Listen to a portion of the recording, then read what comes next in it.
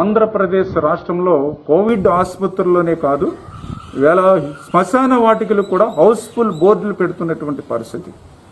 బెడ్లు లేక, ఆక్సిజన్ లేక, ఐసీయూ వెంటిలేటర్ లేక, రెమిడిసివిర్ డ్రగ్స్ లేక ఇవాళ ప్రజల ప్రాణాలు పిట్టల్లా రాలిపోతున్నటువంటి పరిస్థితి.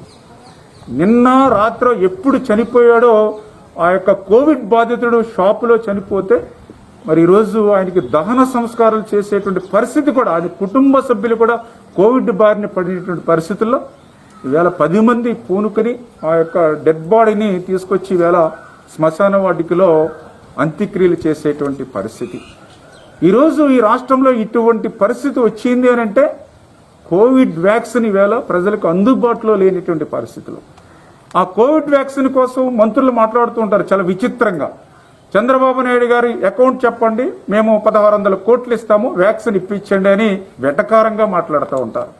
లేదా భారత బయోటెక్ కమ్మకులం సంబంధించింది, చంద్రబాబు నాయుడు గారు కమ్మకులం కాబట్టి మాట్లాడి ఇప్పించండి అని ఎగతాళి చేస్తూ ఉన్నారు.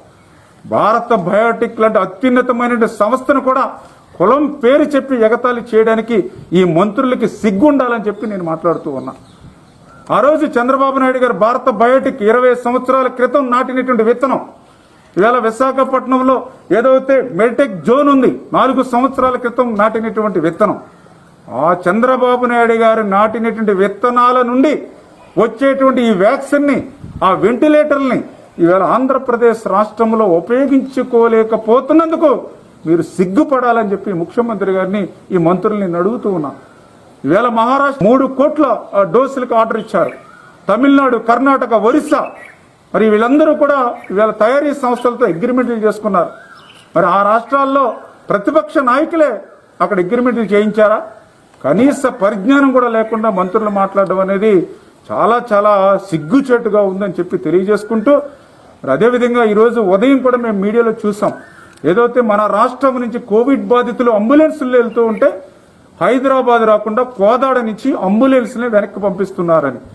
ఈవేళ అమరావతిని కనుక మనం నిర్మాణం చేసుకుని ఉంటే హైదరాబాద్కి వైద్యానికి వెళ్ళనవసరం లేకుండా ఆ హైదరాబాద్లో ఉంటే అపోలో, కిమ్స్, కేరు, బసవతారకం మరి అన్ని హాస్పిటల్స్ కూడా ఈరోజు మన అమరావతి వచ్చి ఉండేవి. ఈరోజు ఇటు అమరావతిలోని వైద్యం అందక, అటు హైదరాబాద్లో గొప్పలు చెప్పుకున్నారు, ఆరోగ్యశ్రీ ఇస్తూ ఉన్నాం, చెన్నైలో ఇస్తూ ఉన్నాం, బెంగళూరులో ఇస్తూ ఉన్నామని. కనీసం బాధితుల్ని అడుగుపెట్టనటువంటి దశలో మరి ఇక్కడ మనకి వైద్యం అందక పొరుగు రాష్ట్రంలో కూడా వైద్యం అందనటువంటి పరిస్థితిలోకి ఈ రాష్ట్రాన్ని, ఈ రాష్ట్ర ప్రజల్ని నెట్టేయడం అనేది మరి చాలా చాలా దుర్మార్గం అని చెప్పి తెలియజేస్తూ ఉన్నాం.